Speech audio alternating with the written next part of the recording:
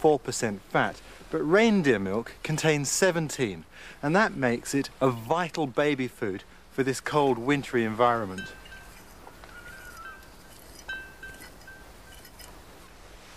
Wow.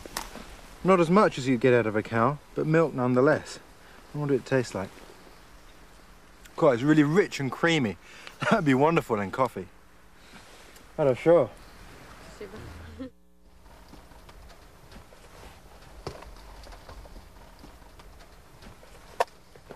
After 3 days, Anna has almost finished my boots. They're perfectly tailored to be a loose fit. That way blood circulates well in my feet, preventing frostbite.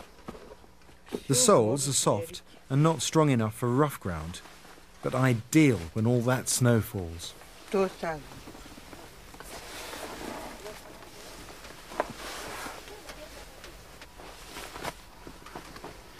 There we go, they're finished. Each boot is made from about 28 separate pieces of fur. That's an awful lot of stitching. And now they have to have fur socks made before they can be used in the cold. But when they are finished, you can wear these in temperatures 60 degrees below. Thank you. Spasiba. Очень хорошо. They're good boots. Valuable too.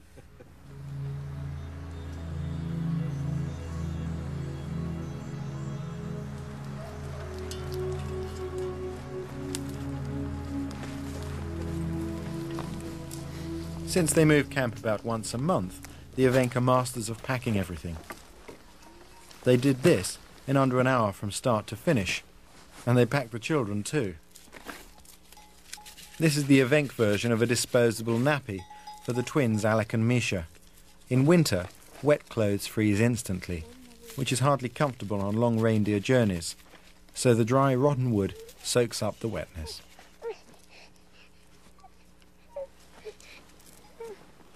When they were children, Sergei and Valya used to travel in these very cradles, just as their twins do today.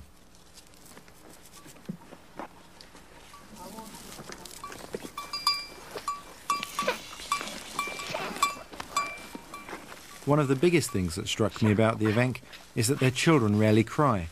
They're incredibly content. But what do they do if anyone gets sick? We don't get sick, was all they said. And it's just as well. The hospital is a week's travel by reindeer away.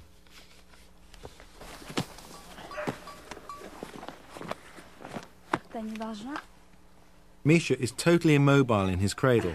That hoop over his face acts as a kind of roll bar in case he falls off the reindeer.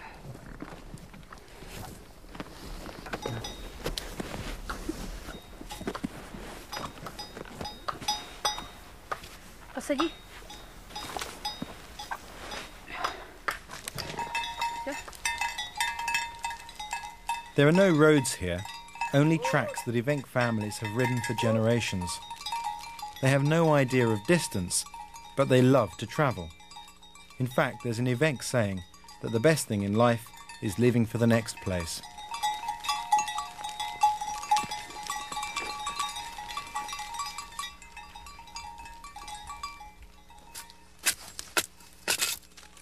Of course, the great thing about living in a chum is that when you move, there's no mortgage to worry about. Just pick your new site and chop down a dozen poles.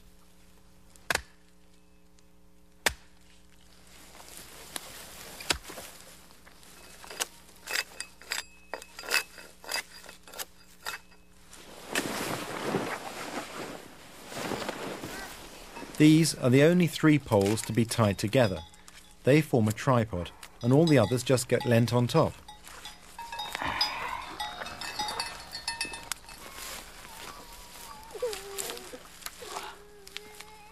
Since Siberia got its market economy, life has become harder for the Evenk. Under the communist regime, helicopters flew in every week, and the Evenk could send furs and pelts to the local town to sell, buying tools and summer clothes with the money they made. Then the helicopters were free. Now they have to pay, and the flights are hugely expensive.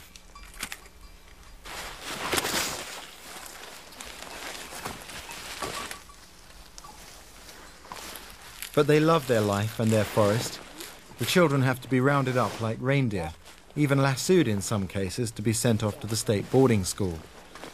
And like his father and uncles before him, young Slava here will almost certainly return from his schooling to the Taiga to live and work.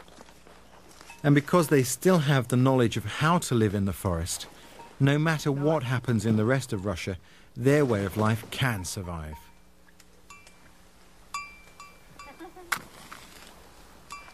I've learned some great skills during my time here, but the best thing I have seen is a great sense of peace and well-being. The Evenk have chosen this life and make it a happy place to be, this Taiga of theirs.